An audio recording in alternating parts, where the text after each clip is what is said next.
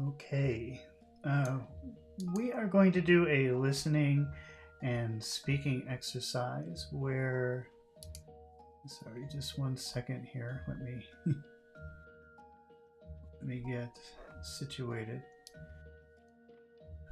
We're going to do a speaking and listening exercise where we focus just on listening and speaking in fluency. We're going to read this story, and as we go along, I will be asking you questions. We will be making questions together and giving answers together, and while we practice our listening.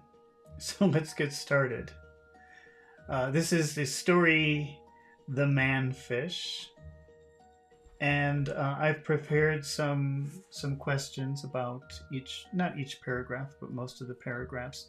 If you're watching this live and you have any questions about vocabulary, please feel free to put your questions in the comments, and I will try to read them as we go.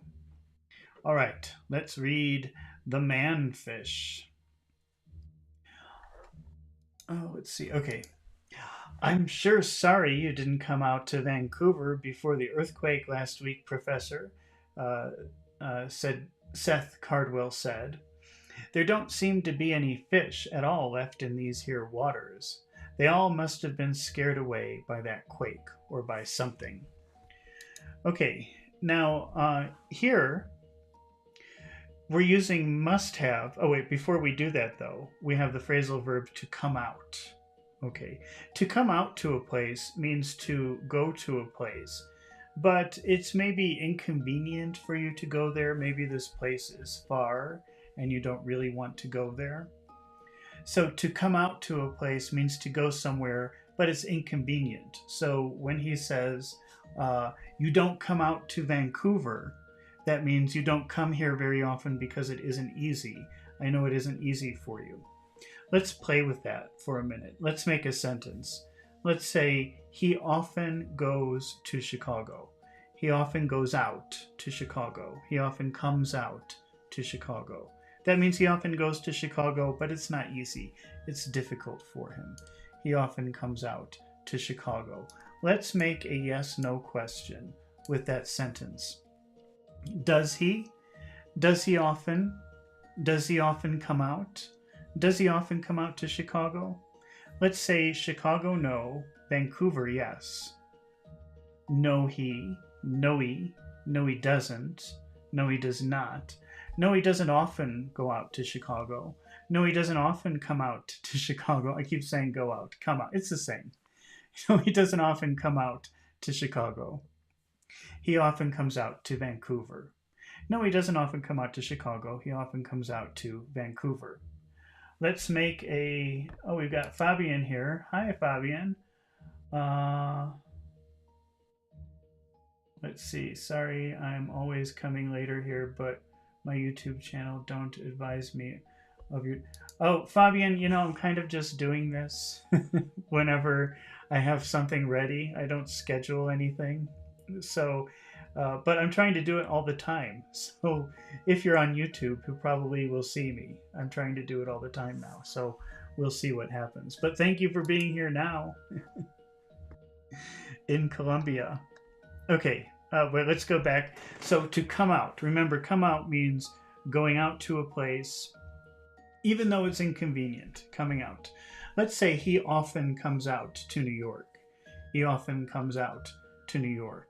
How would you make a yes/no question with that sentence? He often comes out to. He often comes out to New York. Does he? Does he often come out to New York? Does he often come out to New York? Let's say New York, no. Vancouver, yes. No, he doesn't. No, he doesn't. No, he doesn't often come out to. No, he doesn't often come out to New York. No, he doesn't often come out to New York, but he often comes out to Vancouver. He often comes out to Vancouver. Okay, now later on in this paragraph, in the first paragraph, paragraph 1, they say there don't seem to be any fish at all left in these waters. They all must have been scared away. Now you can use must have to speculate or give your opinion about what you think happened. This is like saying maybe something happened. So it's kind of like if somebody asks you a question, what happened to the fish? And you say, I don't know. You have to make a guess. So they probably swam away. But what you can say is they must have swum away. Swum, swim, swam, swum. They must have swum away. But listen to how this sounds, because most people will not say the fish must have swum away. And now it's bothering me. I have to check. Let's say swam or swum. I want to say swum, but it sounds wrong. Swam or swum? Let's see. Oh wait, let me ask. I gotta ask ChatGPT. Swam or swum?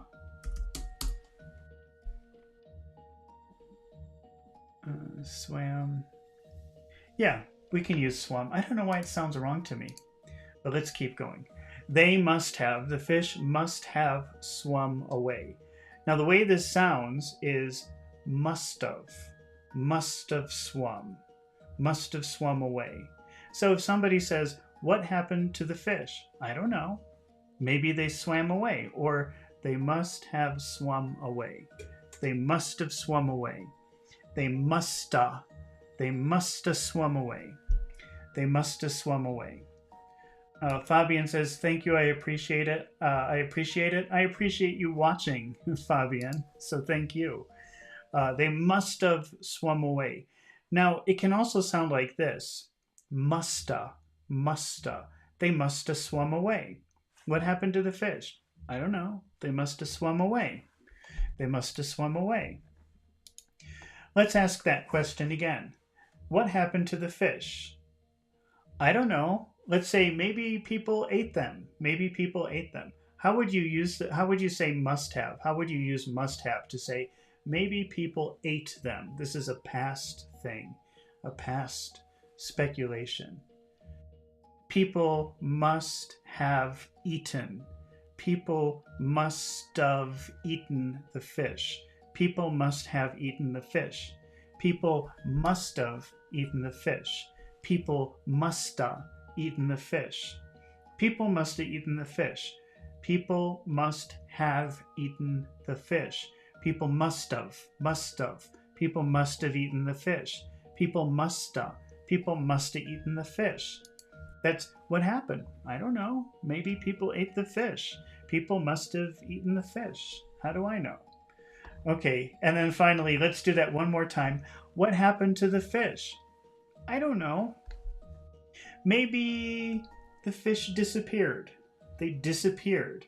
How would you say that using must have? They must have disappeared. They must have disappeared.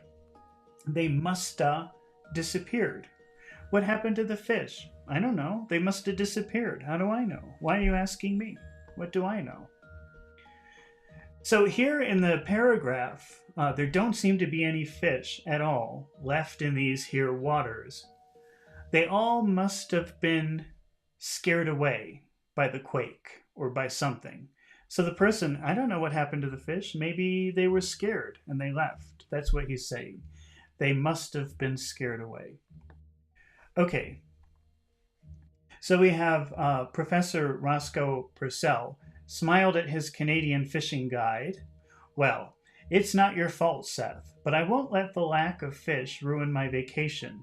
Wait, look over there. That cloud of seagulls over there on our starboard side, there must be literally thousands of them there. And what could attract so many at one time except fish? Okay, so let's go back here. We've got Professor Roscoe Purcell smiled at his Canadian fishing guide. Do you know what the opposite of the word smile is? What is the opposite of smile? Do you know? That word is frown. Frown. I don't know if you know that, but frown is the opposite of smile. Frown. Frown. So if we say he smiled at the stranger, he smiled at, or no, I'm sorry, wait, what do I have here? I have it written down and I'm not even reading it. Let's say he frowned at the stranger. He frowned. He frowned at the stranger. How would you make a yes-no question with that sentence? He frowned at the stranger. Ask a yes-no question. Did he frown? Did he frown at the? Did he frown at the? Did he frown at the stranger? Did he frown at the stranger? And let's say frown no, smile yes. No, he did not. No, we didn't. No, he didn't frown. No, he didn't frown at the. No, he did not frown at the. No, he didn't frown at the. No, he didn't frown at the. No, he didn't frown at the stranger. He smiled at the stranger. No, he didn't frown at the stranger. He smiled at the stranger. No, he didn't frown at the stranger. He smiled at the stranger. Now let's use a different word. So we know frown, that's the opposite of smile. And we know smile. Now here's another word that you probably don't know, which is grimace. Grimace, Grimace. That's the face of pain. Grimace. I don't know if I can do that properly, but that's the face you make when you are in pain. Grimace. Let's say he grimaced at the stranger. He grimaced at the stranger. How would you make a yes-no question with that sentence? Did he grimace? Did he grimace at the? Did he grimace at the stranger? Did he grimace at the stranger? Did he grimace at the stranger? Grimace, no. Face of pain. Grimace, no. Smile, yes. No, he did not. No, he didn't. No, he didn't grimace. No, he didn't grimace at the. No, he didn't grimace at the. No, he didn't grimace at the stranger. He smiled at the stranger. No, he didn't grimace at the stranger. He smiled at the stranger. Okay, one more facial expression. And this is a pretty popular word on the internet these days. Cringe. Have you seen that word on the internet? That's become a very popular word. Cringe. And that is the look of disgust and disapproval. That's a cringe. That's what cringe means. You've probably seen that. It's so popular now on the internet. People like to use that word. Let's say he cringed at the stranger. He cringed at the stranger. How would you make a basic yes-no question with that sentence? He cringed at the stranger. Did he cringe? Did he cringe at the? Did he cringe at the stranger? Did he cringe at the stranger? And let's say cringe no, smile yes. No, he did not. No, he didn't. No, he didn't cringe at the stranger. No, he didn't cringe at the stranger. He smiled at the stranger. Fabian asks, frown is like when you get surprise or something, when you wrinkle your face. No, Fabian, frown is the opposite of smile. This is smile, and this is frown. Frown is when you're unhappy, is when you show that you're unhappy. And we say, there's an expression, a frown is a smile turned upside down. A frown is, well, that's frown, not, I can't type, sorry. A frown is a smile turned upside down. So it's the opposite of a smile. Smile, frown. Okay, let's see. What is next here? What do we have next here? Okay, later on we've got the man saw seagulls in the sky. Seagull is a type of bird. So we can say he saw birds in the sky. Let's just change a word. Let's say he saw clouds in the sky. How will you make a yes-no question with he saw clouds in the sky. Did he? Did he? Did he see? Did he see? Did he see clouds in the sky? Did he see clouds in the sky? Let's say clouds, no. Birds, yes. No, he did not. No, he didn't. No, he didn't see. No, he didn't see clouds in the sky. No, he didn't see clouds in the sky. He saw birds in the sky. No, he didn't see clouds in the sky. He saw birds in the sky. Let's say he saw planes in the sky. He saw planes in the sky. How would you make a yes-no question with that sentence? He saw planes in the sky. Did he? Did he see? Did he see planes? Did he see planes in the sky? Did he see planes in the sky? No, he did not. No, he didn't. No, he didn't see planes in the sky. No, he didn't see planes in the sky. He saw birds in the sky. Okay, let's just take a look at paragraph 3 now. Seth squinted over in the direction the professor had indicated and whistled in surprise. Woo, I've never seen as many as that in one place before. They all seem to be swooping and settling over the Blackiston Shoals. Could be a dead whale got washed up there. And then gulls are feeding on his carcass. Let's find out. So we've got this first line, Seth squinted. This is squinting, if you can see me. It's when you try to see something with your eyes and you make your eyes get very small. That's squinting. Squinting. Let's talk about a couple of other things you do with your eyes. So let's see, Seth squinted with his eyes. Let's make a yes-no question with that sentence. Seth squinted with his eyes. Squinted. Seth squinted with his eyes. He squinted with his eyes.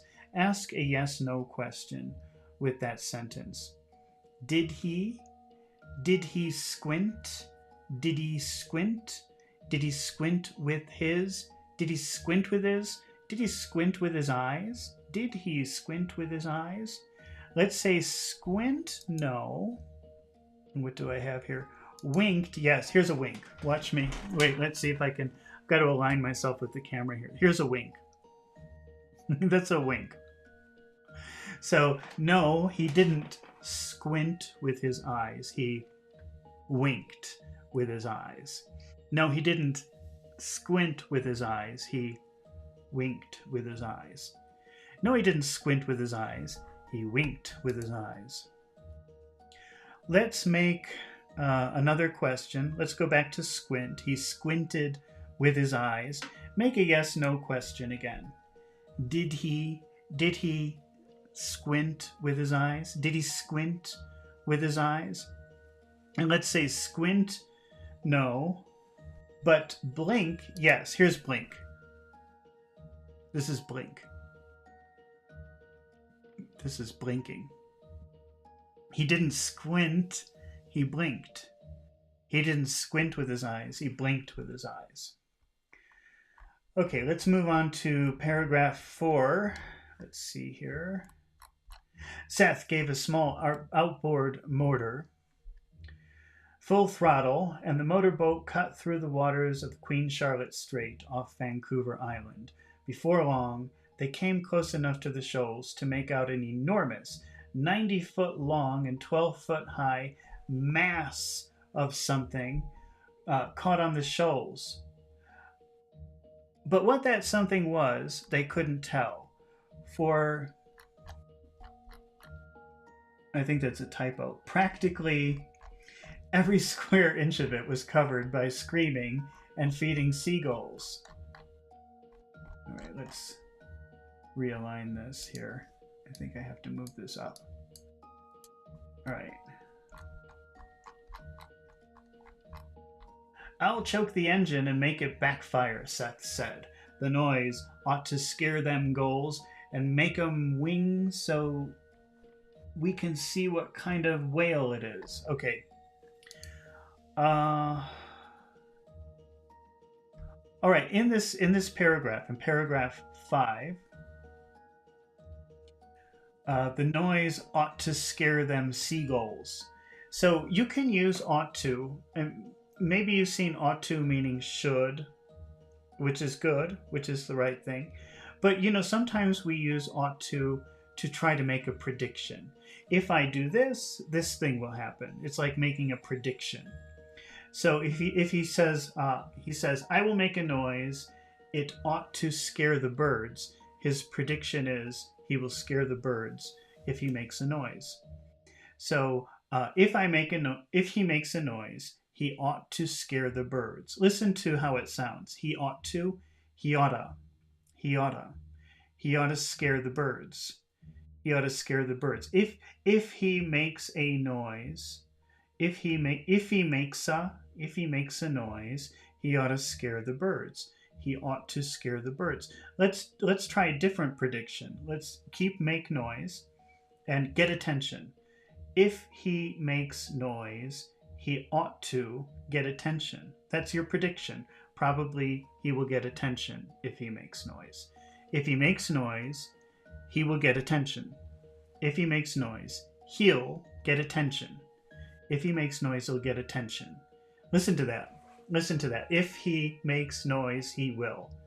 If he makes noise, if he makes noise, he'll. If he makes noise, he will. If he makes noise, he'll get attention. If he makes noise, he'll get attention. Let's try another prediction. Let's predict something else. How about someone might respond? If he makes noise, someone ought to respond.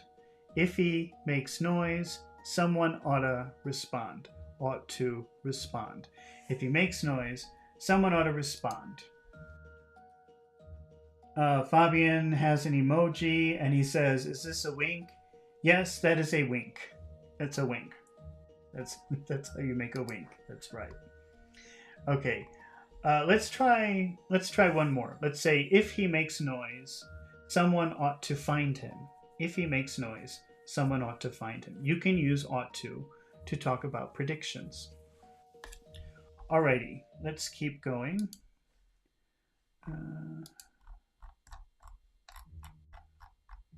And there, before their astonished eyes, was a gigantic creature, half submerged in the water, and full and half hung up on the jagged shoals. A creature whose skin was sea green, whose head and torso was that of a man, but whose lower body was nothing but the monstrous fin of a fish. Is it must have been killed by the earthquake? Well, let's see. Am I missing something? No. It must have been killed by that earthquake, Seth murmured in awe. And the body floated up to the surface to be caught on the shoals.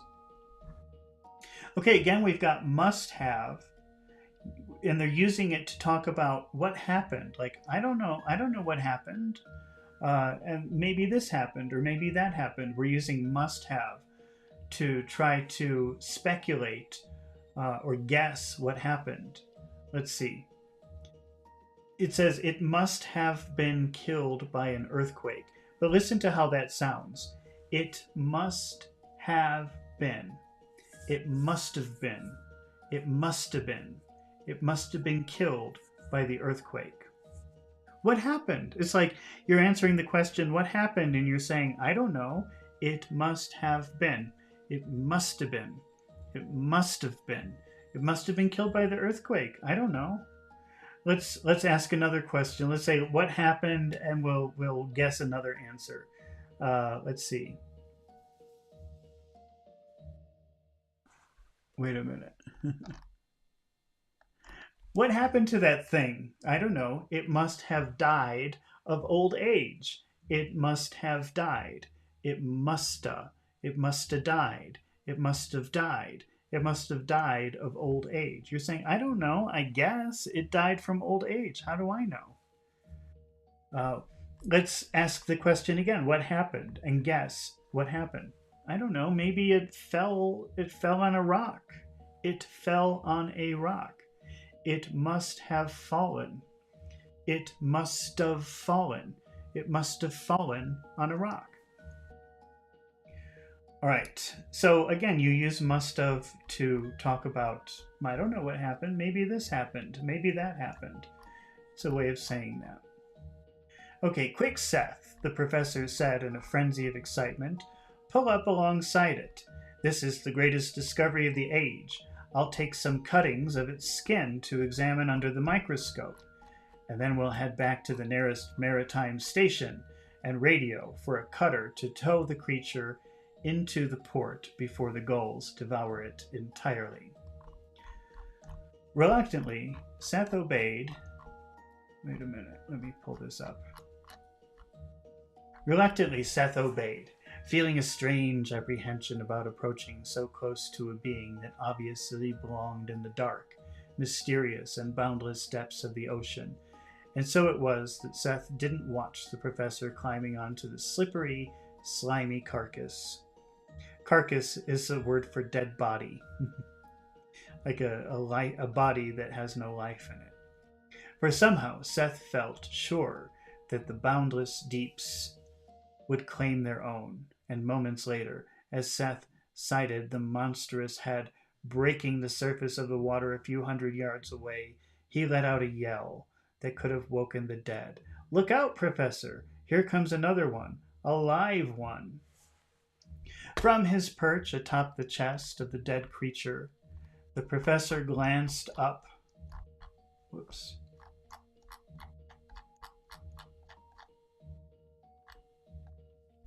Glanced up in alarm and saw the monstrous green woman fish cutting through the water at the incredible speed toward him.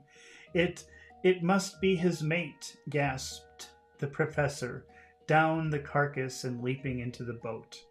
The boat got away. None too soon, for moments later the dead carcass and the creature from the depths was being pulled off the shoals and into deeper water, disappearing at last from the sight of Seth and the professor, who had only a small cutting of manfish flesh, as evidence that it had all been that it had been more than just a hallucination. Okay, well, that's the end of the story. Those are the only exercises that I prepared for this story. I'm just trying this out.